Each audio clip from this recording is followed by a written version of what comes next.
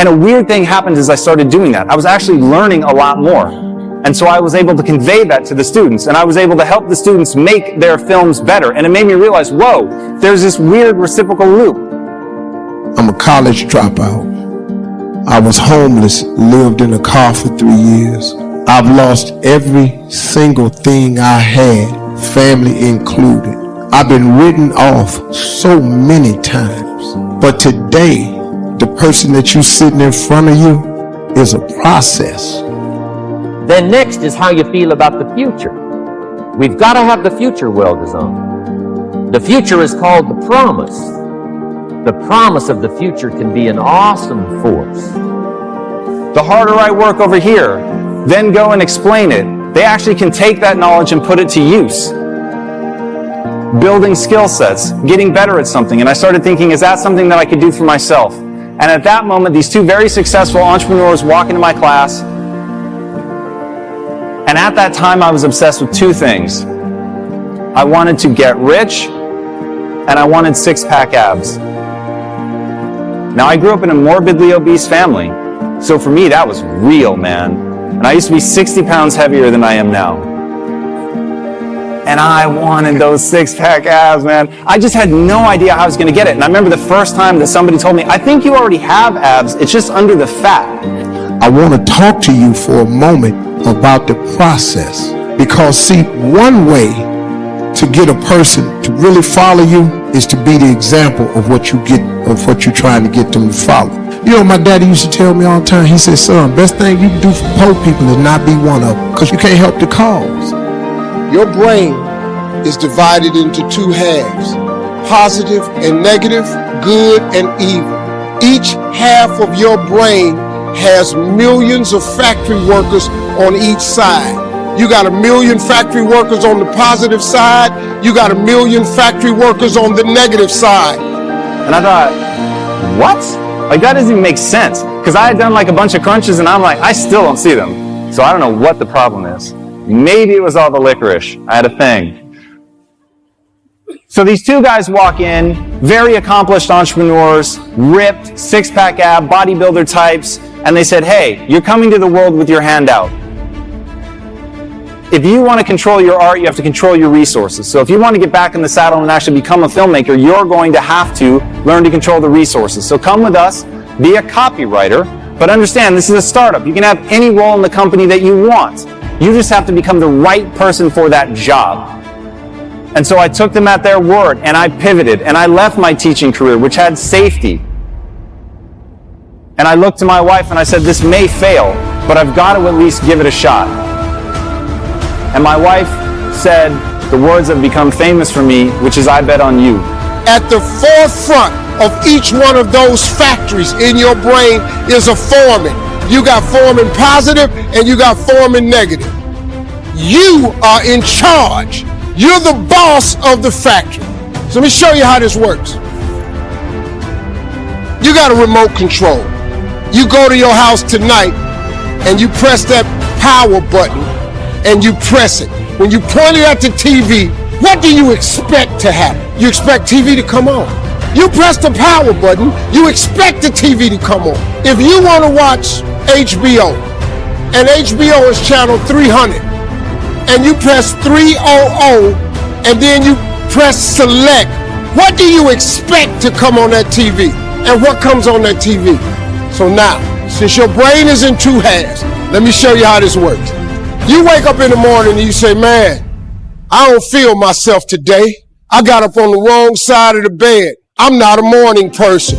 Now, what my wife was betting on wasn't that I already knew how to do what they wanted me to do, because she knew I didn't. What she was betting on in me is the same thing that each and every one of you have, which is the ability to learn. And so I went into it knowing I was not the right person for any job in that company. I'd never been in a company like that before. I'd been totally focused on film. This was software. It was security software. It was nothing that I had any interest in, but I wanted to get rich. And so I did it. And for 6.5 years, I put my head down. like those early days in my dorm room, and I worked my ass off around the clock. I didn't take vacations, meaning if I went somewhere, I would literally, guys, this is real, I would take a camera so that I could watch what was going on back at the facility. Designing the future. There's two ways to face the future. One is with apprehension, and the other is with anticipation. I promise you, in my travels around the world, most people face the future with apprehension. And here's why. They don't have it well designed. They've sort of left that up to someone else to fix. But here's the best way to face the future, with anticipation. You can face the future with anticipation if the future is clear, if the future is well designed. In setting goals, it's very simple. Number one, decide what you want. You just take a little time. You sit down and say, what do I want? What kind of skills do I want? What kind of income do I want for the future? Where would I like to go? Places I'd like to visit? Habits I'd like to acquire? Skills I'd like to have? Right? So everything. I'm down here. Equalizer 1, 2. If he come out with 6, I'm going to see that joint. And Equalizer 1 and 2 is the same movie. It ain't nothing different about it. But Denzel in that Joker. And I'm like, Denzel, let's go. So I fell in love with Denzel, I guess, maybe back in the day, like with Malcolm X, Glory, right? So I go see anything Denzel. So Denzel said he had a coach. And I looked at my life and I was like, yo, I don't got a coach. I need to get a coach. Denzel is paying somebody to help him act, and that's probably why he the best. Because somebody else probably is an actor, and guess what happened? The more opportunities they got, the more cocky they got, because they were getting roles and they probably fell off. So we could probably name some actors that were sweet 10 years ago that you don't see today. Denzel's still out there, he's still the man, right? So I was like, I'm giving me a coach. So Anthony Flynn was in my circle already, and he was like, he's the CEO. Economics, friendships, people you'd like to meet. When you've thought about what you want for the future, make a list. If the future gets clear, the price gets easier. Because you got to remember, for every promise, there's a price to pay. Everybody's got to pay the price. Everybody's got to do the deal. Everybody's got to do the disciplines. But here's what I've discovered. If the promise is clear and powerful, the price is easy to pay. The price is some classes. The price is a few books. The price is a few disciplines.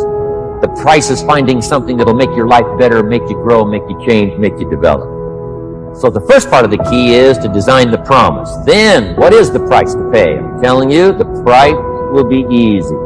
No matter where you are, where you come from. Color doesn't matter, religion doesn't matter, where you grew up doesn't matter, circumstances don't matter. I'm telling you, if you'll make the promise of the future clear for yourself. Coach, you know, he the CEO, coach's coach. I'm like, all right, then, if you coach CEO, I'm a CEO. I need to get coached. And I remember we went in this room in the Westin Hotel. It was about 4 o'clock in the morning. And I remember he broke some stuff down to me, and I had the best 2019 I ever had. Imagine you getting coached and you super talented. I was just living off talent. I had no focus or direction. I was just like, turn the light on, go. You know what I'm saying? I saved so much time and so much energy that in 2020, I'm able to lead the corporate arena and I'm just doing schools. You feel what I'm saying? Like the coaching was so sweet that the area I dominated in, I'm coming out of the arena. And I'm focusing on schools, because what did I learn when I was here's the crazy thing. He was like, all right, E, you all over the place. You got a million ideas, but we're going to do 3 buckets. Right? And I knew the 3 buckets was kind of like, okay, I'm going to work with you because you're talented, so I'm going to give you 3 buckets, but that's a lot.